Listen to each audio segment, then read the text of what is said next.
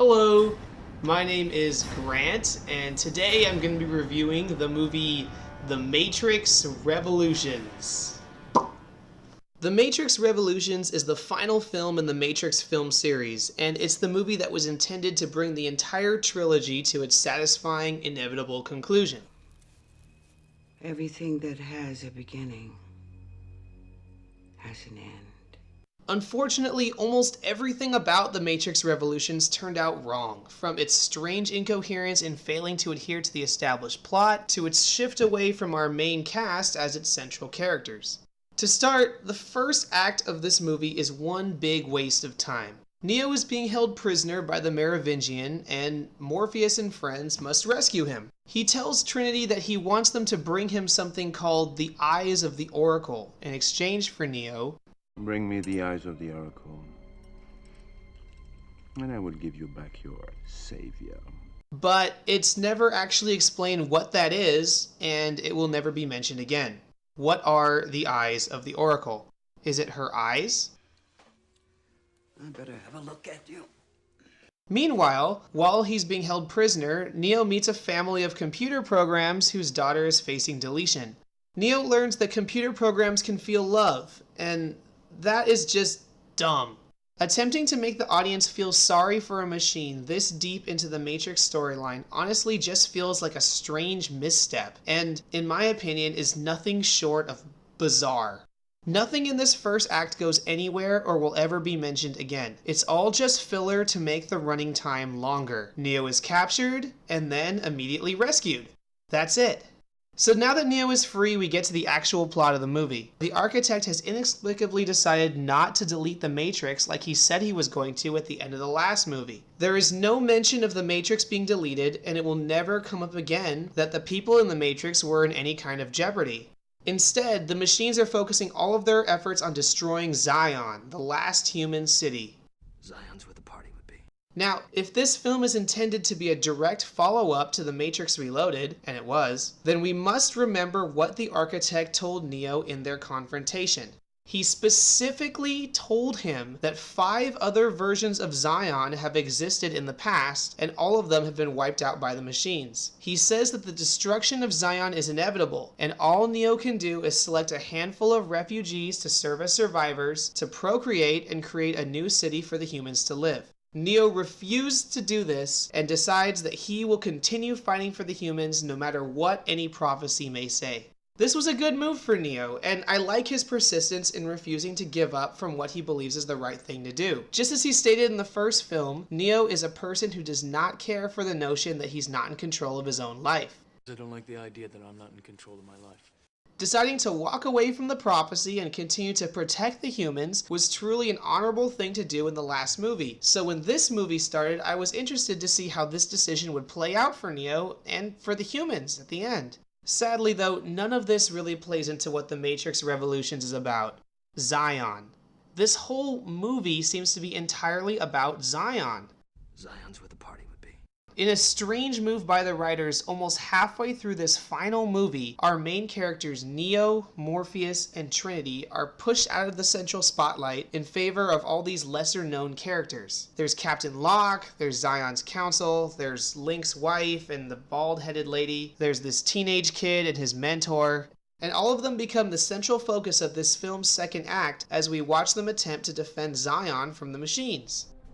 If we have to give these bastards our lives, we give them hell before we do! Yeah!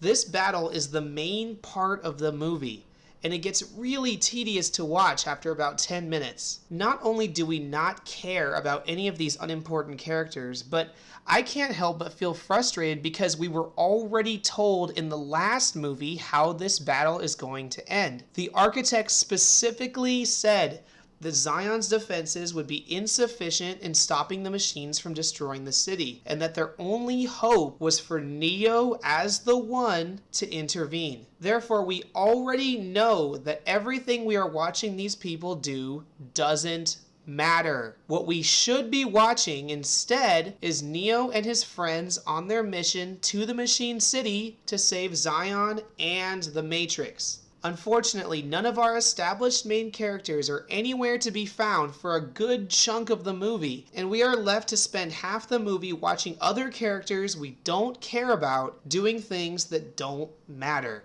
None of this makes any sense. Looking at the majority of the action scenes in this movie, none of it properly reflects what people enjoy about The Matrix. There's no kung fu, there's no cool sunglasses, there's no slow motion kicks to the head, there's just robots shooting at other robots with machine guns. That's it. What were they thinking? In this scene, Neo and Trinity say farewell to Morpheus as the two of them decide to go off on their own toward the Machine City. It was an honor, sir. No, the honor is still mine. Morpheus, in turn, decides to go with Niobe to aid the defenders of Zion. Zion's where the party would be. Morpheus' decision not to accompany Neo and Trinity makes little to no sense. Since the first film, Morpheus has been established as a man of faith. He believes in Neo more than anyone else in Zion. So why wouldn't he want to come with him? It doesn't make any sense. Morpheus and Trinity essentially have no purpose in this movie. After they rescue Neo from the villains that don't matter, Morpheus' main purpose is to be Niobe's co-pilot, and Trinity's main purpose is to be Neo's co-pilot. Even what we see them doing comes off as pointless. In the last movie, Morpheus' ship got blown up, and in this movie, Niobe willingly gives her ship away to Neo. Now, for some reason, this guy, the captain of the Hammer, decides to let Morpheus and Niobe drive his ship while he sits in the back and does nothing. Why? Why can't he drive his own ship? If anything in this movie was the least bit redeemable, it would be all the scenes involving Agent Smith, our main antagonist. Mr. Anderson, welcome back. We missed you. Though, like other main characters in this movie, his scenes are few and far between, all of them come off as cinematically powerful in keeping up the plot. Seeing Agent Smith enter the Oracle's kitchen from the first movie is a really surreal experience, and his capturing her pays off nicely in the end.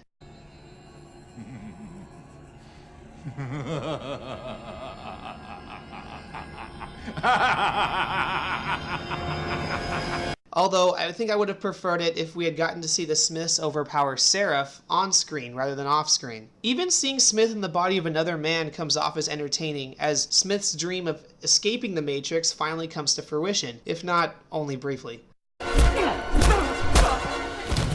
And as for Neo's final confrontation with Smith, this fight scene is possibly the greatest of all Matrix fight scenes, and it comes off as an amazing payoff and an excellent conclusion for both characters. In conclusion, though, most of this movie comes off as a disappointment, a complete mess. In my opinion, there are so many unnecessary scenes that it almost seems as though it would have been better if portions of this movie were combined with portions of the last movie in order to make but one sequel to The Matrix, rather than two. Maybe then we'd have a more coherent plot that had a better focus on Neo's path to saving the human race, rather than wasting so much time watching a bunch of CGI machine gun robot fighting. Oh well.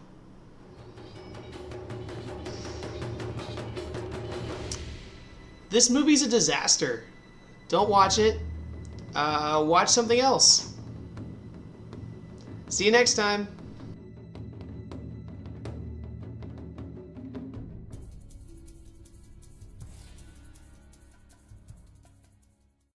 Cookies need love like everything does. You are a bastard.